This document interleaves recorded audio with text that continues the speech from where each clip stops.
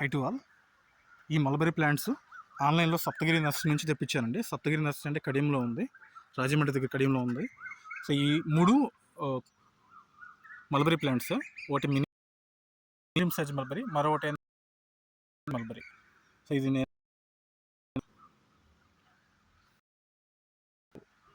డెప్త్తో holes చేసి దానిలో మొక్క పెట్టాను. ప్రతి మొక్కకి అండి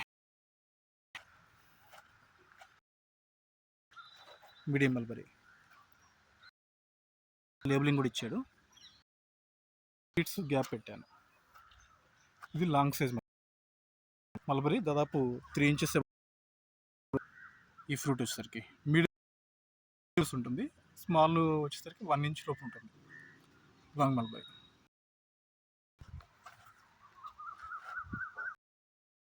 గ్యాప్తో మొక్కలు ట్రాన్స్ప్లాంటేషన్ చేశాను.